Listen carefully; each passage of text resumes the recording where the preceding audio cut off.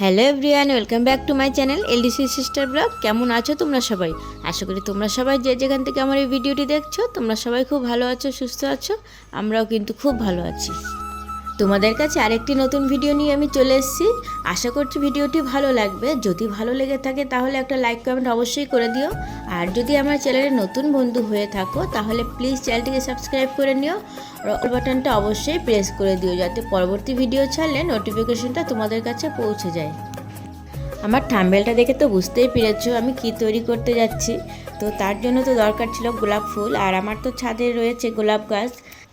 আর গাছগুলোতে এখন তো প্রচুর পরিমাণে ফুলও ফুটছে, তো ফুলগুলো তো ঝরেই যাচ্ছে। তাই ভাবলাম যে ফুলগুলোকে নষ্ট করে তো কোনো লাভ নেই, তাহলে ফুলগুলো দিয়ে আমি একটু গোলাপ জল তৈরি করি। তো এর আগে তো আমি কখনো গোলাপ জল বাড়িতে তৈরি করিনি, কিন্তু এবারে ফার্স্ট টাইম আমি গোলাপ জলটা বাড়িতে তৈরি করতে যাচ্ছি। জানি না কেমন হবে, তো চেষ্টা করবো যাতে ঠিকঠাক তৈরি করতে পারি। আর চলো তোমাদের সাথে আমি শেয়ার করব কিভাবে আমি গোলাপ জলটা তৈরি করছি। তো চলো ভিডিওটা আমার সাথে দেখতে থাকো। আর এতক্ষণ যারা লাইক করেনি, লাইকটা করতে ভুলে গেছো, প্লিজ একটা লাইক করে দাও। তোমাদের একটা লাইক কমেন্টে আমার ভিডিও করার উৎসাহটা আরও অনেকটা বেড়ে যায়। তো প্লিজ একটা লাইক কমেন্ট অবশ্যই করে দিও বন্ধুরা। গোলাপ জল তৈরি করার জন্য তো গোলাপ ফুল রয়েছে, আর দরকার ছিল বরফ। তো শীতকালের জন্য আমার ফ্রিজে বরফটা রাখা ছিল না, বরফটা তৈরি করছিলাম না। আর এখন যেহেতু দরকার আছে তার জন্য কিছুটা বরফ তৈরি করতে দিচ্ছিলাম। তো জলটা রেখে দেব, কিছুক্ষণ পরে বরফটা হয়ে যাবে, তারপরে ওটাকে আমি বের করব। আর ফুলগুলো না আমি সকালবেলা তুলে নিয়ে এসে না ফ্রিজে রেখে দিয়েছিলাম। আর দুদিনের ফুল ছিল এটা, জানো তো। তো ফুলগুলো দেখো ফ্রিজে রেখেছি, খুব সুন্দর কিন্তু টাটকা ছিল, শুকিয়ে যায়নি। ফুলগুলো কিন্তু খুব সুন্দর টাটকা রয়েছে। আর এই ফুলটা দিয়েই কিন্তু আমি এখন গোলাপ জলটা তৈরি করব। আর ফ্রিজ থেকে আমি বেরও করে নিয়েছি।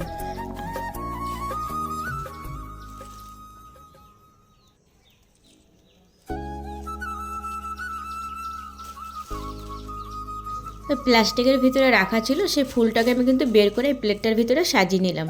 আর এই ফুলগুলোর এখন এক একটা করে পাপড়িগুলোকে বের করে নেব। আর তারপরে একটুখানি জল দিয়ে ভালো করে পাপড়িগুলোকে ধুয়ে নেব, কারণ ধুলোবালি থাকে তো। আর গোলাপ জল তৈরি করব, মুখে ইউজ করব, তার জন্য তো ফুলগুলোকে ভালো করে পরিষ্কার পরিচ্ছন্ন করে নিতেই হবে। তো তার জন্য দেখো বাটির ভিতরে একটু জল নিয়ে আমি ফুলের পাপড়িগুলোকে কিন্তু সুন্দর করে ধুয়ে নিচ্ছিলাম।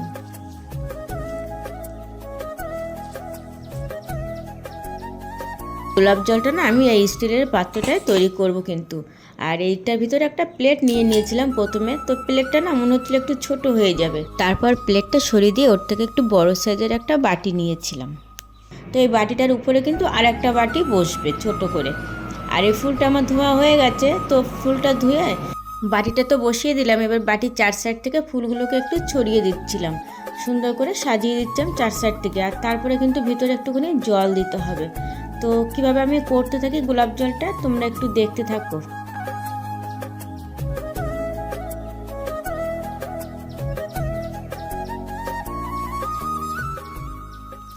জানো তো গোলাপ জলটা তৈরি করতে গিয়ে না কিছু ঘটে গেল, তো তোমার সাথে শেয়ার করব। সেটা হচ্ছে কি হলো জানো তো, যখন এই বাটিটার ভিতরে জল দিচ্ছিলাম, তো জলও দিচ্ছিলাম, ফুলগুলোও ভেসে উঠছিল আর এই বাটিটাও ভেসে উঠছিল।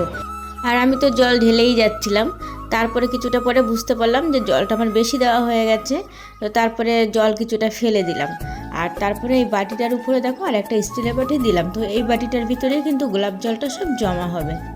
যেহেতু প্রথমবার বানাচ্ছি গোলাপ জল, তো সেই কারণে জলটা একটু বেশি বেশি করে দিচ্ছিলাম, যে নিচে যদি পোড়া লেগে যায়, ফুলের পাপড়িগুলো যদি পুড়ে যায়, তো ভাবলাম একটু বেশি করেই জল দিই। আর জলটা অনেকটাই পরিমাণে হয়ে গেছিলো, তার জন্য তো আবার জলটা অনেকটা কমিয়েও দিলাম। তো এবার মনে হচ্ছে যে ঠিকঠাক হয়েছে জলের পরিমাণটা। আর এবারে দেখো বাটিটা দিয়ে দিলাম। তো এবারে দেখো ওভেনটার উপরেও কিন্তু বসিয়ে দিলাম। আর দেখো বরফটা কিন্তু নিয়ে চলে এসেছি, আর অনেকটাই কিন্তু বরফ বানাতে দিয়েছিলাম। তো সব কটাই নিয়ে এসেছি। আর এই বরফগুলোকে একটা বাটির ভিতরে এখন তুলবো।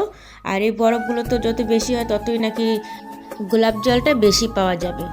আর দেখো এই প্লেটটার উপরে কিন্তু আমি বরফগুলোকে সব দিয়ে দিলাম কিন্তু। আর এই বরফটার জন্যই নাকি গোলাপ জলটা বেশি হয়। আমি বললাম না ফার্স্ট টাইম বানাচ্ছি, ঠিক অতটা আইডিয়া নেই। আর প্রথমবার যেহেতু বানাচ্ছি ভুল তো কিছুটা হচ্ছে।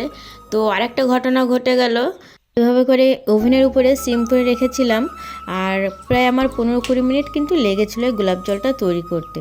তারপরে যখন প্লেটটা সরিয়ে আমি বাটিটা বের করতে যাচ্ছিলাম না, তখন বাটিটা না একটু কাত হয়ে গেল, আর অনেকটা জল কিন্তু পড়ে গেল আমার বাটির ভিতরে। কিন্তু অনেকটাই গোলাপ জল জমেছিল জানো তো।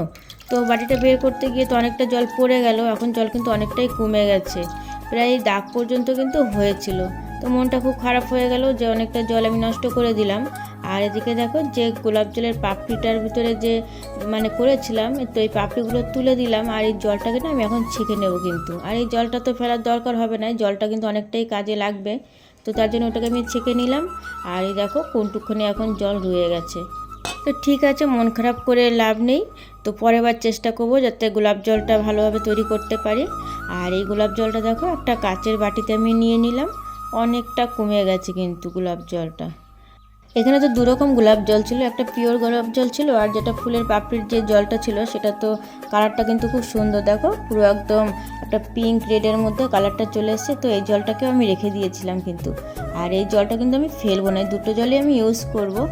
আর এই গোলাপ জলটা বানানোর পরে জানো তো আমার কি মনে হলো যে বাজার থেকে গোলাপ জল কেনার কোনো প্রয়োজনই নেই। বাড়িতে যদি ফুল গাছ থাকে বা বাড়িতে যদি নাও থাকে, বাজার থেকে যদি ফুল কিনে নিয়ে আসা যায় না, তাও যে জলটা হয় না সেটা কিন্তু পুরো পিওর জল হয়।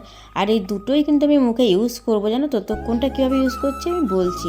আমি যেহেতু মুখের জন্য একটা ফেস প্যাক তৈরি করব, তো সেই ফেস প্যাকটার জন্য আমি যে লাল জলটা বেরিয়েছিল গোলাপ ফুলের সেটাই কিন্তু ইউজ করব। তো তার জন্য দেখো আমি কিছুটা দই নিয়েছিলাম, এটা কিন্তু টক দই ছিল, আর কিছুটা নিয়েছিলাম কস্তুরি হলুদ। আর যে কমলা লেবু খেয়েছিলাম না, সেই কমলা লেবুর কিন্তু খোসাগুলো আমি ফেলি না জানো তো, তো ওগুলোকে রেখে দিই ছোট ছোট করে শুকিয়ে, তারপরে একটা ডাস্ট তৈরি করে নিই। আর দেখো এটাই কিন্তু কমলা লেবুর সেই খোসাটা, তো এটাকে দিয়েছি। আর এটার ভিতরে একটু মধু দেবো, আর এটা কিন্তু পিওর মধু ছিল, পুরো একদম সুন্দরবনের খাঁটি মধু ছিল। তো এই মধুটা দিলাম, এবারে কিন্তু আমি মুখে মাখার যে ফেস প্যাকটা সেটা কিন্তু তৈরি করব। আর এটার ভিতরে কিন্তু আমি সাদা জলটা দেবো না, যে লাল জলটা হয়েছে গোলাপ ফুলের সেই জলটা কিন্তু দেবো। তো এটাও কিন্তু খুব ভালো স্কিনের জন্য, আর বেশি দিন কিন্তু এই লাল জলটা রাখা যাবে না, তো আমি ফ্রিজেই রাখবো, সপ্তাহখানেকের মধ্যে আমি এটা ইউজ করে ফেলবো। আর সাদা জলটা থাকবে ওটা আমি পরে ইউজ করব। তো এটাকেই আগে কমপ্লিট করতে হবে, কারণ এটাকে আগে নষ্ট হওয়ার চান্সটা বেশি আছে সেই কারণে। আর এই ফেস প্যাকটা না খুব ভালো জানো তো স্কিনের পক্ষে। আর এই ফেস প্যাকটার ভিতরে কিন্তু সব সুন্দর ভালো জিনিস ইউজ করা হয়েছে, কোনো কেমিক্যাল কিন্তু নেই, আর এটা কিন্তু স্কিনের পক্ষে খুবই ভালো। তো এই ফেস প্যাকটা আমি ইউজ করি, সপ্তাহে 2-3 দিন ইউজ করি, তোমরা কেউ করলেও করতে পারো।